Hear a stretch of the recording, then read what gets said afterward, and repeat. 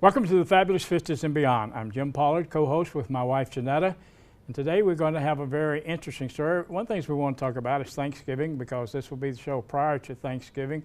But we want to talk about things that happen in our lives that we never expect and the outcomes that we never expect. Our guests today are Joel and Geneva Ellington. You stay tuned and we'll be right back. And he'd say, go with what you got. Start from where you are. Give it your best shot. Keep reaching for that star. Get in the race. Keep your own pace. Keep moving and never stop. Just go. Go with what you got.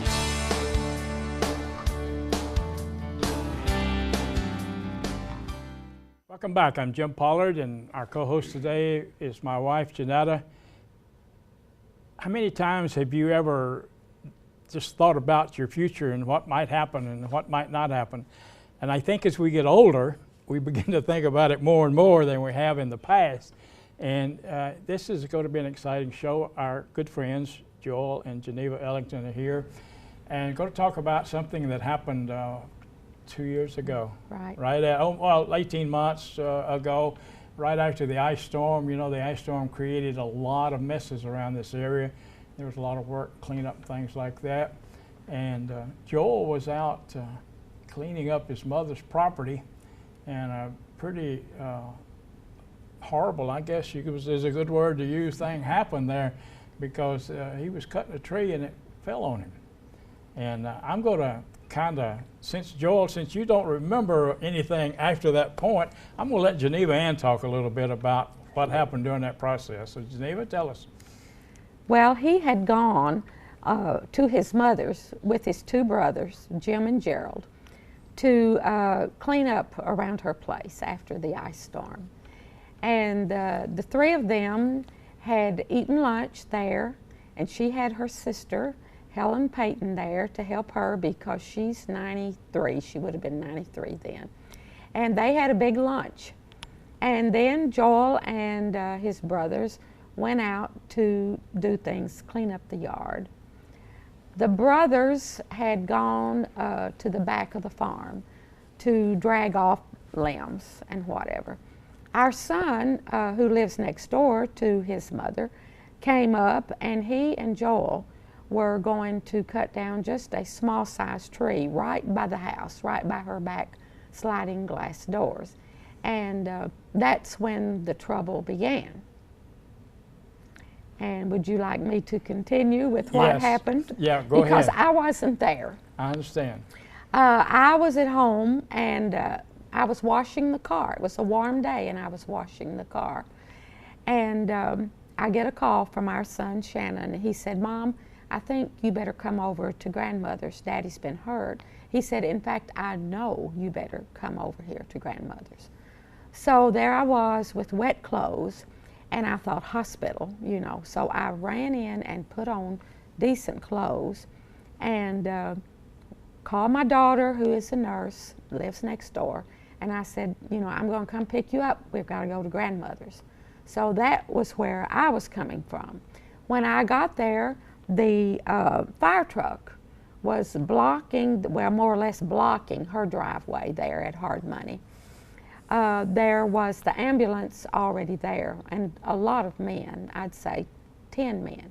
And I looked, and Joel was lying on the ground. He was still lying there. And I could see that he was alive. He was moving or something to that effect. About that time, his two brothers walked up. Well, they did not know what had happened. They had been to the back of the farm with the other limbs, and I heard Gerald say, "Well, what happened?" And then we pieced together the fact that he and Shannon were cutting the tree. Joel had the chainsaw. Shannon was in a truck with the rope tied off to the truck, right? And somehow at that point, nobody is really sure what happened. Some people think that Shannon may have, moved the rope and caused the tree to go in a different direction, what was intended. But we don't really know because Joel doesn't remember. The brothers weren't there. And Shannon was in the truck. But they're assuming that the tree knocked him down. But when I saw him, the tree was not on him or anything. Do you know what happened to the tree? Well, they cut the tree up. Yeah, I know In a rough manner later. Gerald burned that tree. But they said, you know, Gerald said, well, what happened? And different ones of the men that had come with the ambulance began to say, you know, well, that he's been hit with the tree. And shall I go on from there? Well, What happened next? let me just say that you never know what happens. I mean, there can be 10 people standing there watching it and you get 10 different stories. Sure. That's the thing about it. I mean, and as you were saying earlier, you cut a lot of trees and you know. The tree was between 20 and 24 inches in diameter, and that was the same tree that, as a kid, I set those trees out with my mother when we first moved there. And so I didn't know what happened. I don't even remember starting the saw. I asked Shannon if he could tell me, and he says, Dad, I look back, you were in a fetal position, the saw was still running, blood was coming from your nose, your mouth, and each ear. And then Gerald told me that it left quite a lot of blood, and he took a hose and washed it out before Mom could see it. Mom was 93 at the time. This was April the 27th, '09, when the accident happened. And they tell me that I flew in a helicopter and all that kind of good stuff. I don't remember any of it. They also said I was a bad guy in the hospital, and I think they must have been that. One thing I wanted to say, the ice storm was actually over. Y'all had been in Florida. Right. And the ice storm was actually over before y'all returned to Kentucky, Right. thinking everything would be all right. And then, We were cleaning up. yes. Well, and that's it. You just never know.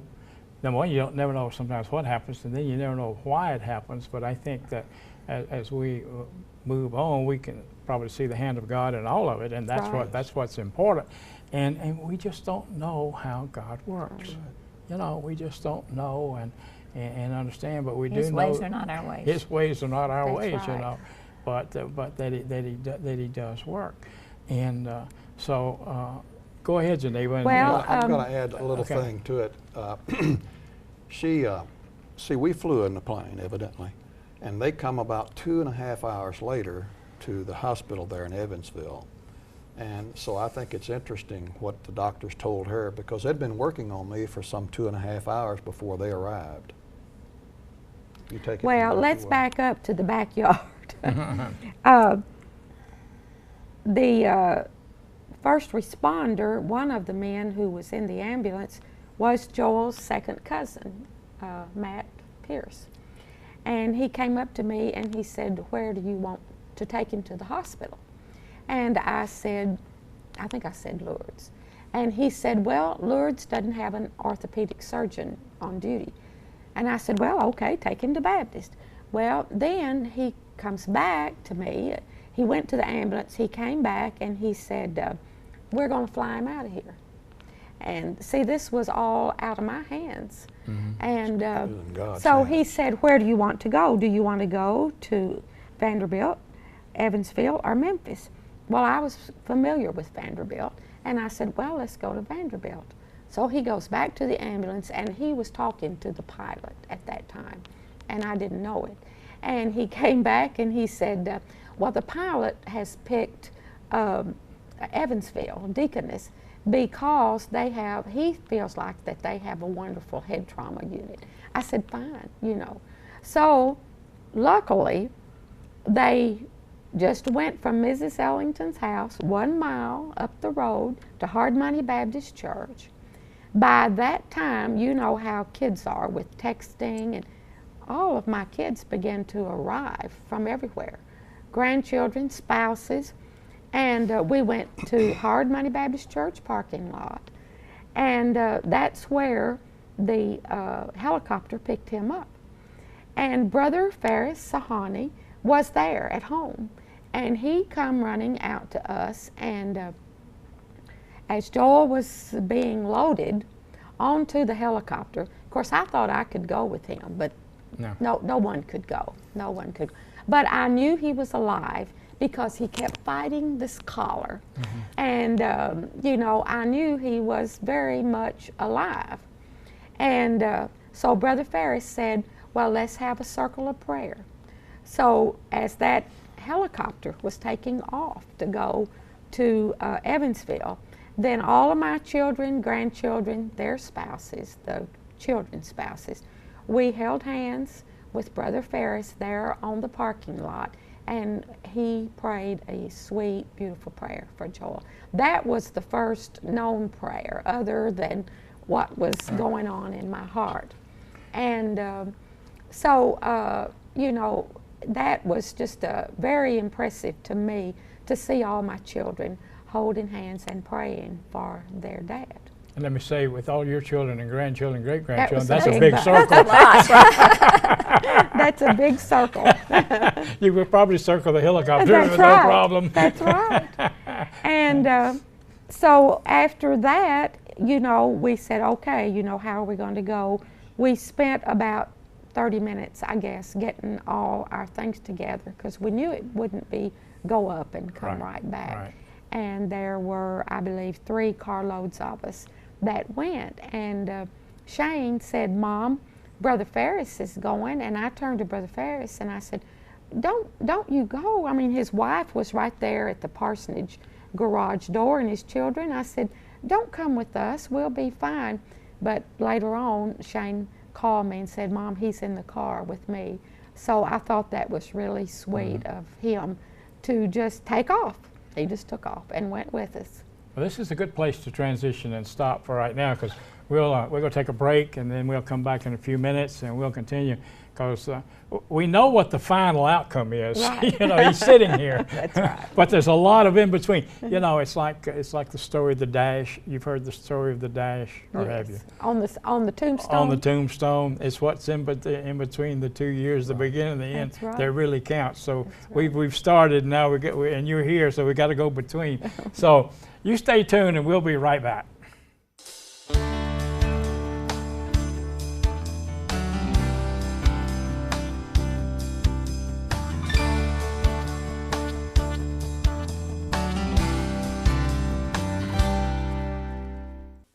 We didn't have much to give then. So when they showed up firing them mean looks around the place and staring us down on prices, well, I was angry. Didn't seem to bother my father, though. He had me load another bushel of apples in their trunk. I learned later on that this family was in need. The greatest gift we give, it's in our heart, what we believe, the way we live. Caring for others. Pass it on.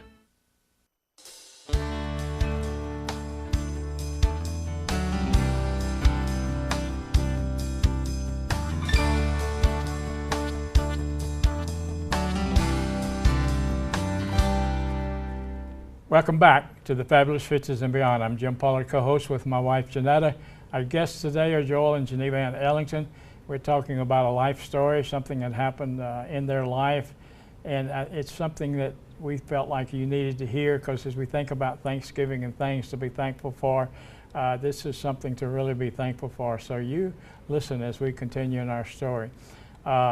We had stopped at the point where the helicopter had taken off. And was it your first helicopter ride? As far as I know, I haven't had one yet. I was going to say, your first helicopter ride, and you can't even remember it, right? That's right. Yeah. So who wants to tell? I guess Geneva Ann's one that has to come up with what they told her as she got there. Your drive was what, like a 2-hour drive? Mm-hmm. At least, Yeah. And we flew. Yeah. Yeah. Well, when I got there, I'll try to move on. It was pretty traumatic. When I got there, they took me by myself, a doctor did, into a room that later somebody had to find for me. But they said, well, your husband's not going to make it through the night. Says he had a blood clot on each side of his temple, and he's not going to make it through the night. And of course, you know that feeling of it being surreal. This is not me. And I said, where's my children? I wanted my children. So he went out and got my 4 children, and they came in there and he repeated that. And, you know, it was just like, no, that's not going to happen. So I'll move on quickly. Then we just all camped out there in the waiting room, and we prayed and we prayed. And the next morning when they called me in there, they said, well, those are not blood clots, they are bruises. And so we were hoped up about that. But we were like on a roller coaster ride, because you know, his teeth were all messed up and his jaw was broken. And the next thing they had to do was wire those teeth together. Well, that was very bad, because then when he woke up, it's hard to say when he was coming and going from the medication, but he was felt very restrained, and of course he had... Well, for Joel not to be able to Right. talk, that's really something. Absolutely.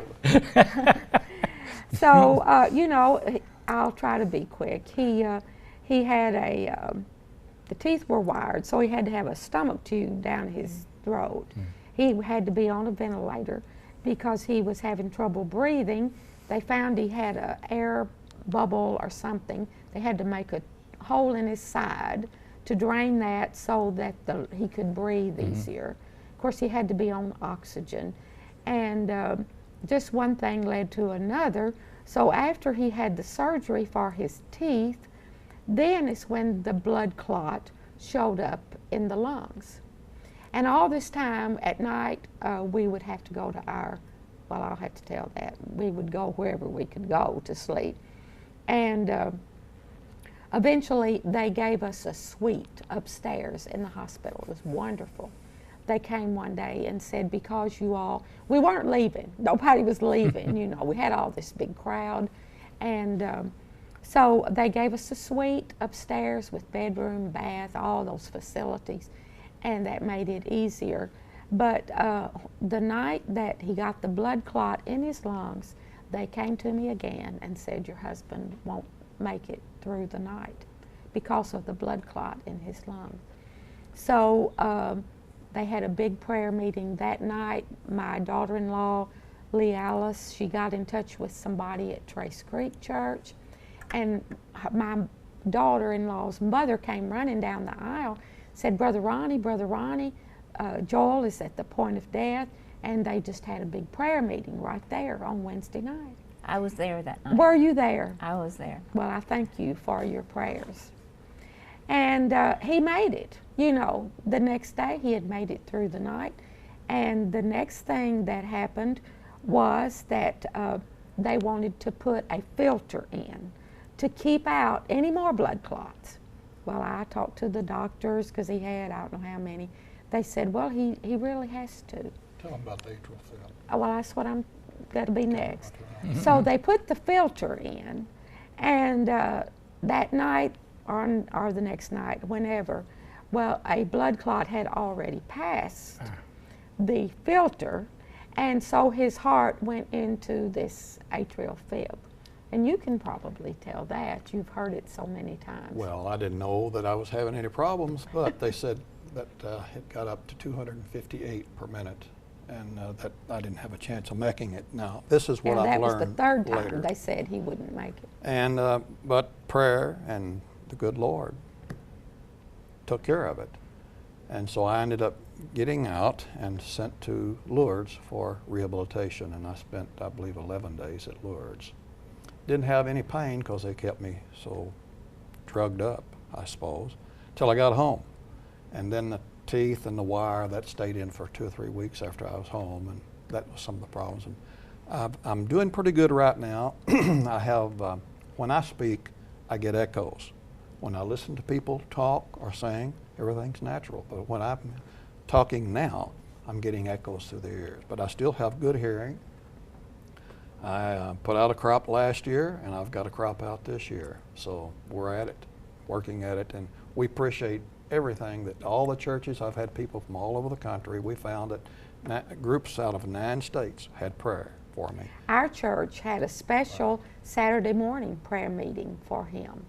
And, you know, we appreciated that so much that they came up on a Saturday morning and had a prayer meeting for I us. think it was 33 that spent the night one night, I understand, and they had as many as 38 up there, but 33 spent the night, and some of them never went home. Mm.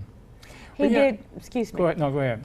He did some really funny things, and one of the things that he told the physical therapist, the little young cute girls that would come in and try to get him up to walk, he told them one day, he said, "You want me to walk?" He said, "I've already walked 3 miles this morning." Oh, no, you never know. And while you were talking, I counted at least 3 miracles that took place. That's right. And it's amazing. I like what some of these athletes have told doctors before. When I remember, I don't know who it was, but he's a big old professional football player, and he got hurt, got his neck broke, and the doctor came in and told him, says, "You'll never walk in." He said, "You don't have a right to tell me that." You know? And I think that's so true.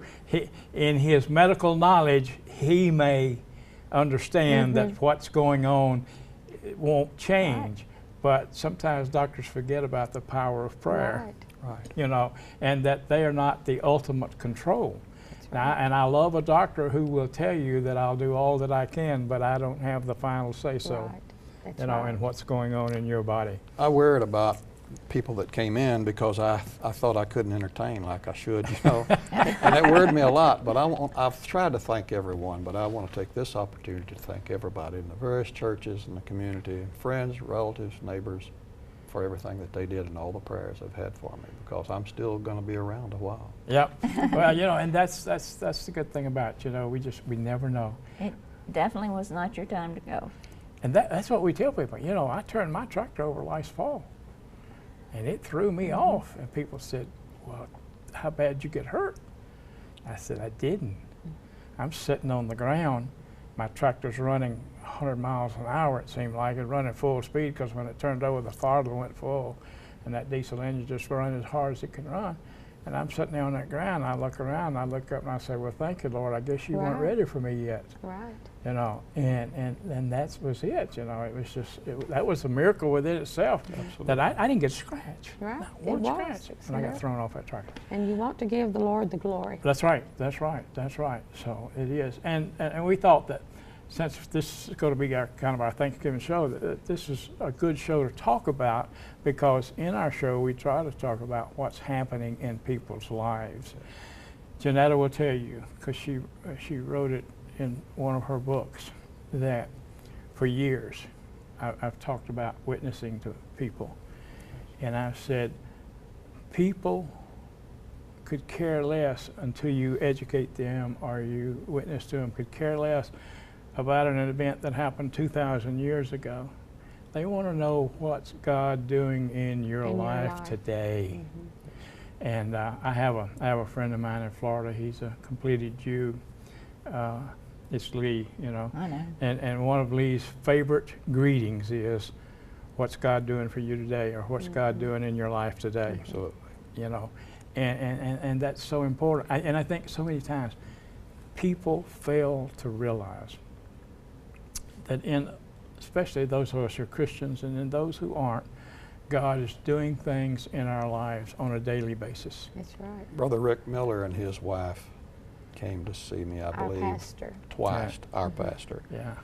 They tell me that, and I remember some of them coming in, and but I don't think I entertained very well. Yeah. Well, I understand. I don't think you were expected to entertain. I didn't entertain too well after I had my shoulder surgery and the nerve block didn't work. But you know, and I'm sure that there are some fun experiences that happened while you were there that Very much so. that they'll remind you of from time to Right. time. But that's He began to want to go home, and everybody that would come in, he would say, "How did you get here? Have you got a car?" "Well, Geneva Ann, we can go home with them." You I know, understand. I told him I didn't have a car, and at several times he got to wanting to go home so bad, and I called his brother Jim. You told me to call Jim, didn't you? See if he would come get I him. gave Jim a hard time, they tell me. So Yeah, he told me you Yeah. did. I heard that. So I called Jim and told him that Joel was just wanting to come home. He needed to talk to him, that he couldn't come home. And so I told Joel, well, you talked to Jim, and he told you he wouldn't come get you. And after he hung up, he lay there a while, and he said, well, that flopped. Well, they were doing what was best for you, and That's right. and now I'm sure you understand. But that don't mean you didn't want to go home. Oh, I know that feeling. But I do well remember that Wednesday night being at Trace Creek, Right. and Brother Ronnie doesn't, go after people, Right. Interrupting his service. Yeah. But he was. Everybody. They Well, said they you were- told me that Judy Scarborough just ran down and said, Brother Ronnie, we've got to pray for Joel, and that they did. They just went to yes. their knees. Yes, people did. And that was when the blood clot was in the lung. And I think Jimmy was in that service too, wasn't he? He probably was, because he And wasn't with us. He did wasn't. not know that Joel was That's that true. bad He didn't know he was that right bad. at that time. And I think he left and went and got your pastor, and they went up there. I'm not sure. That's Yes, what that's I a lot remember. of people came that night. I think the word was, if you want to see Uncle Joel, you better go. So the nieces began to show up, and the nephews, and but the Lord just blessed us. And one of my biggest blessings was at night when we couldn't be with him, and we were in that suite that the hospital provided for us. My children would sit around and they would search the scripture for verses, that could apply to him. Like they had one verse, I think it was in Psalms, I should remember, but it says, so-and-so will not die, but will live. And we put Joel's name in there, We right. said, we claimed that promise, Joel will not die, but he will live. And that, being with my children and seeing them study their Bible and search for scripture Yeah. that their were faith. promises. Yeah, right. and their faith, right. Yeah, it was wonderful. Well, we really appreciate y'all being here today, and for those of you out there in the audience, it's really important, and I see this over and over and over again to a lot of people, and every chance I get, I've written it in our blogs. And by the way, if you want to find out more about this, you can find out about it by going to thefabulous50s.net. And on the fabulous50s.net, of course, you can see all of our shows. You can also, we blog there 2 or 3 times a week. We have different series of stories going on now about happiness and retirement. So you can go there and you can find out different things. But I want you to think about, what do you have to be thankful for during this Thanksgiving season? You see, everybody out there knows that I'm Santa Claus. But the thing that I hate is that we have Halloween and we almost skip Thanksgiving. That's true. And to me, Thanksgiving is one of the most important times of the year. Absolutely. To thank God, look back and see what He's done during the year and what He's doing currently in our lives, because He is working and moving all the time. So we appreciate y'all being here. We appreciate you being there in our audience today. And remember, use it or lose it.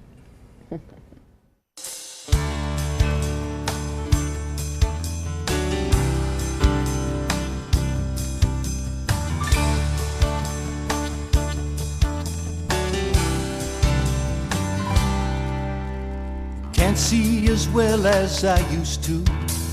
Can't run as far or as fast. Sometimes I think that the old me is becoming exactly that. But when I start thinking of all I don't have, that's when I